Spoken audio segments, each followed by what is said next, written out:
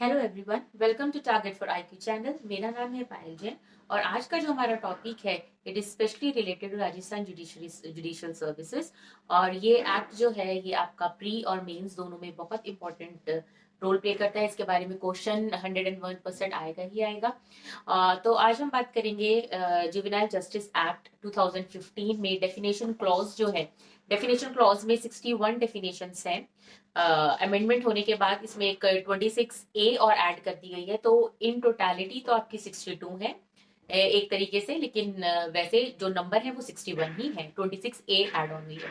तो आज हम इम्पोर्टेंट डेफिनेशंस की बात करेंगे कि कौन सी डेफिनेशंस आपको इम्पोर्टेंट है पढ़ने के लिए एग्जाम पॉइंट ऑफ व्यू से, क्योंकि 61 डेफिनेशन है सारी आपके लिए। अगर आप पढ़ लेते हैं तो बहुत अच्छी बात है, लेकिन मैं आपसे आज इम्पोर्टेंट डेफिनेशंस डिस्कशन करने जा रही हूँ।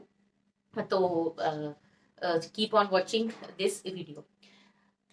जो आपकी डेफिनेशन क्लॉज है वो है आपका सेक्शन नंबर 2। सेक्शन नंबर 2 बात करता है आपकी डेफिनेशन क्लॉज की, जिसमें आपकी 61 डेफिनेशंस हैं।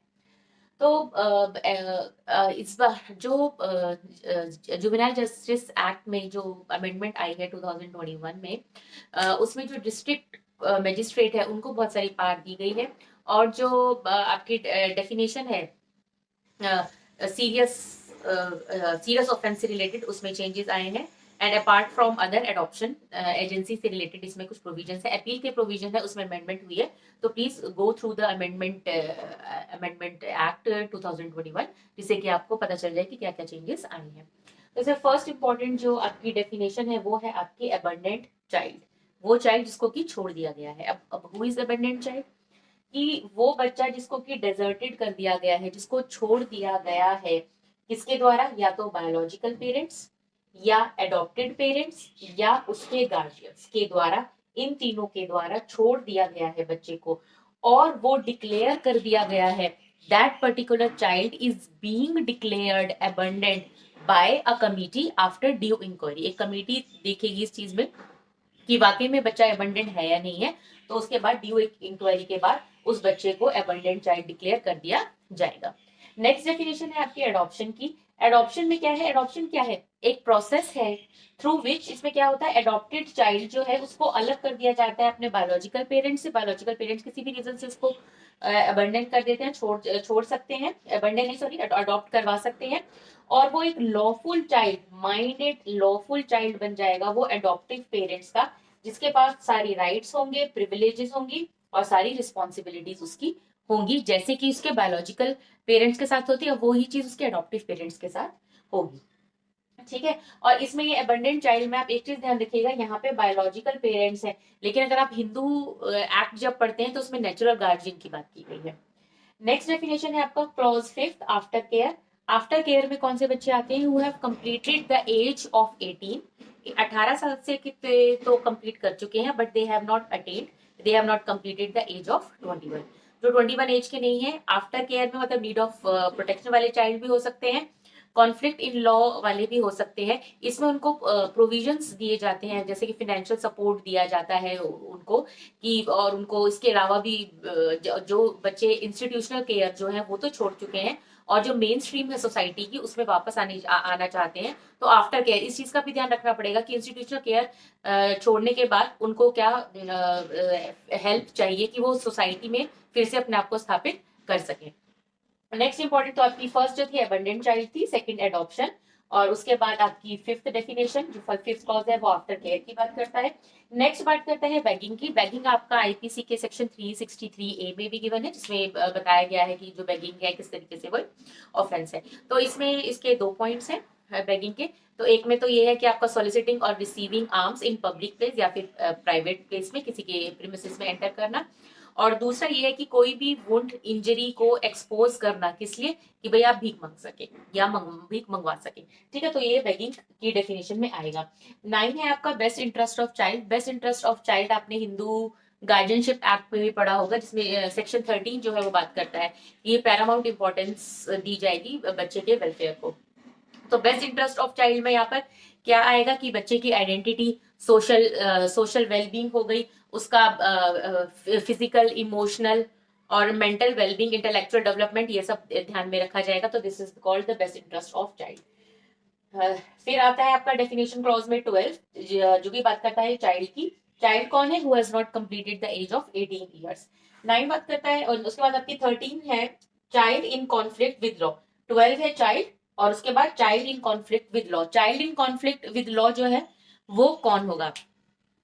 Child in conflict with law वो बच्चा कहलाएगा जिसने की क्या किया है, जिसने की एक ऑफेंस किया है, और या फिर ऑफेंस एलिज्ड है उसके अगेंस्ट, या फिर is found to be in conflict with law. ठीक है, तो उसने एक ऑफेंस किया है और at the date of commission of crime he has not attained the age of 18। Next है आप 14, सेक्शन 2 की 2 में 14th डेफिनेशन आपकी child in need of care and protection. Child in need of care and protection में कौन कौन से आएंगे?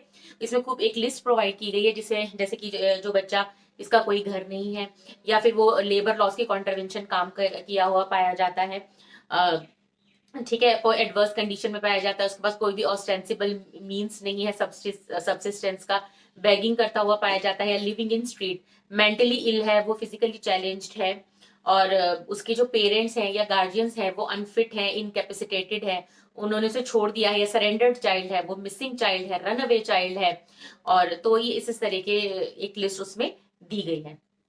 ठीक बात है, तो वो लिस्ट आपको पढ़नी है, क्योंकि ये जो 14th है ये आपके मेंस में भी इंपॉर्टेंट है, आ सकता है। नेक्स्ट है आपकी डेफिनेशन 15th क्लॉज की चाइल्ड फ्रेंडली। कि चाइल्ड फ्रेंडली क्या होता है? एक ऐसा इन्वायरमेंट जो बच्चे के लिए ह्यूमेन हो, फिट हो, तो ऐसा ये जो भैया ये चाइल्ड फ्रेंडली है, जिसमें कि ऐसा इन्वायरमेंट प्रोवाइड किया जाता है जो बच्चे के लिए ह्यूमेन है, कंसिडरेट है, and in the best interest of child. Next बात करते हैं अब 19th की चिल्ड्रंस होम की। चिल्ड्रंस होम क्या है? चिल्ड्रन होम्स क्या है आपका? चिल्ड्रन होम एक तरीके के इंस्टीट्यूशनल केयर होते हैं आपके, जो कि हर एक डिस्ट्रिक्ट में या ग्रुप ऑफ डिस्ट्रिक्ट में बनाए जाते हैं, और ये इसको स्टेट गवर्नमेंट करती है, या फिर कोई एनजीओ भी इसको क्या कहते हैं मेंटेन कर सकती है। नेक्स्ट है आपकी बात करते हैं चिल्ड्रंस कोर्ट की। चिल्ड्रन कोर्ट्स में क्या आएगा? चिल्ड्रन कोर्ट्स में तो वो कोर्ट आएंगे जो कि एस्टैब्लिश्ड हैं by the commission of protection of child rights act 2005, और इसमें जो special court under POCSO act है 2012 वो वाले, और या फिर इसके अलावा कोर्ट ऑफ सेशन, ये चिल्ड्रंस कोर्ट कहलाएंगे। नेक्स्ट, और चिल्ड्रंस कोर्ट याद रखिएगा ये होंगे आपके specially child in conflict with law, क्योंकि दो तरीके के चाइल्ड हैं, एक तो कॉन्फ्लिक्ट विद लॉ, एक in need of protection and care. अब 21 डेफिनेशन की बात करते हैं, जो कि बात करता है आपकी child care institution. Child care institution कौन से होते हैं आपकी? चिल्ड्रंस होम हो गए, चिल्ड्रंस होम्स हो गए, और place of safety, open shelter, observation home, special home, ये सब आपके चाइल्ड केयर इंस्टीट्यूशन है। नेक्स्ट है यहाँ पे 23 कोर्ट की बात करते हैं। यहाँ पे कोर्ट का मतलब है सिविल कोर्ट, जो कि एडॉप्शन से रिलेटेड, एडॉप्शन गार्जियनशिप से रिलेटेड आपके केसेस को देखेंगे। और 24th है आपका कॉर्पोरल पनिशमेंट। कॉर्पोरल पनिशमेंट जो बच्चों को दी जाती है किसी ऑफेंस के लिए, बच्चे को दी गई है कि उसको उसके एक्ट को या फिर उसके नेचर को रिफॉर्मेटिव बनाया जाए। ठीक बात है, तो एक फिजिकल पनिशमेंट पेन है फॉर रिफॉर्मिंग द चाइल्ड। ठीक, और उसके बाद लास्ट जो हम एक डेफिनेशन और है कॉर्पोरल पनिशमेंट के बाद आपकी, जो कि 25th है। 25th बात करता है चाइल्ड हेल्पलाइन की। चाइल्ड हेल्पलाइन क्या है? एक ये 24 आवर्स इमरजेंसी आउटरीच सर्विस है for the children in crisis. Next important definition की बात करते हैं, जो कि आपकी 26A, जो कि 2021 अमेंडमेंट हुई है। इसमें डिस्ट्रिक्ट मजिस्ट्रेट की पावर्स को बढ़ाया गया है, क्योंकि पहले सिर्फ एक कोर्ट लिखा होता था, स्पेशल कोर्ट। तो कोर्ट कौन सा? क्योंकि जो डिलेज हैं वो बहुत ज्यादा हो रहे थे एडॉप्शन प्रोसीजर को लेकर, तो इसीलिए डिस्ट्रिक्ट मजिस्ट्रेट की डेफिनेशन को इसमें लाया गया है। और डिस्ट्रिक्ट मजिस्ट्रेट का मतलब है यहाँ पे एडिशनल डिस्ट्रिक्ट मजिस्ट्रेट भी है of the district. Next important definition, जो कि आपको सिर्फ नाम या उनका नंबर याद रखना है कि कौन सी किस में गिवन है, जैसे 27, 28 और 29। 27 में है आपकी फिट फैसिलिटी, 28 में है आपकी फिट पर्सन, और 29 बात करता है आपकी फॉस्टर केयर की। नेक्स्ट है 33, जो की बात करता है हीनियस ऑफेंसेस की। हीनियस ऑफेंसेस आपके कौन से होंगे? उसमें वो ऑफेंस इंक्लूड होंगे जो कि आपकी आईपीसी में गिवन है, और in any other law for the time being in force, जिसमें कि मिनिमम पनिशमेंट ध्यान रखिएगा, मिनिमम पनिशमेंट है जिसमें 7 years और मोर। नेक्स्ट 34 जो की बात करता है इंटर कंट्री अडॉप्शन, जिसमें इंडिया से अडॉप्ट किया जाएगा बाय एनआरआई या फिर पर्सन ऑफ इंडियन ओरिजिन या फिर फॉरेनर।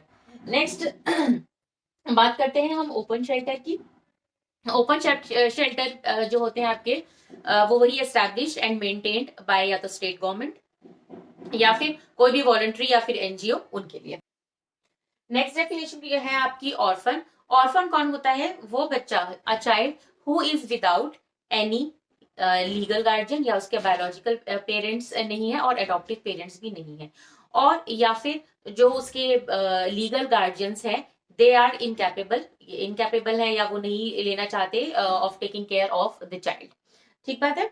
नेक्स्ट अब हम बात करते हैं 46 की, 45 की। 45 बात करते हैं आपकी पेटी ऑफेंसेस की।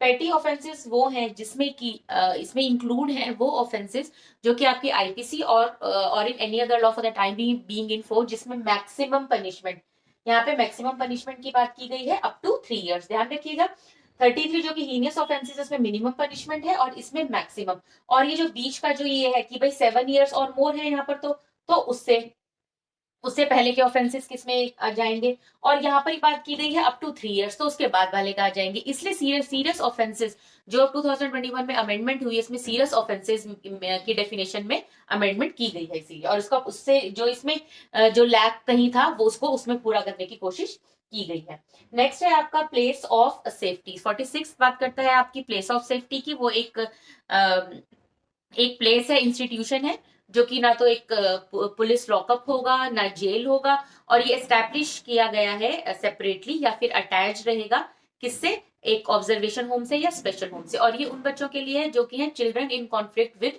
लॉ। ठीक। नेक्स्ट है बात करते हैं आपकी 54 सीरियस ऑफेंसेस की। से ध्यान से पढ़िएगा और ध्यान से समझिएगा, ये जरूर आएगा।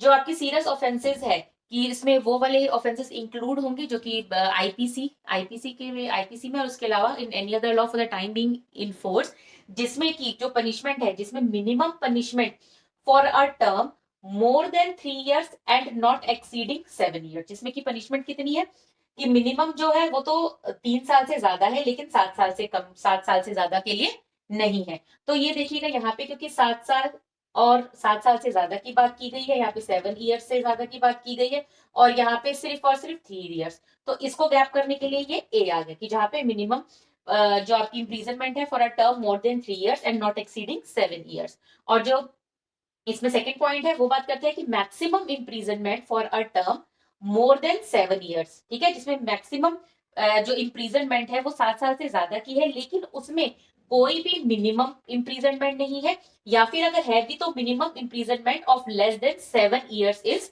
प्रोवाइडेड। तो इसलिए आपका ये सीरियस ऑफेंसेस बहुत इंपॉर्टेंट है। तो आप इसे ऐसे भी याद कर सकते हैं 33 हीनियस, और ये जैसे 45 आपका पेटी ऑफेंसेस है और इसका अपोजिट कर दीजिए 54 जो आपका सीरियस ऑफेंसेस हो जाएगा। 56 है आपकी स्पेशल होम। स्पेशल होम जो है वो भी आपके child in conflict with law के लिए होते हैं। ये हाउसिंग और उनको रिहेबिलिटेटिव सर्विस प्रोवाइड करने के लिए होता है for the child in conflict with law.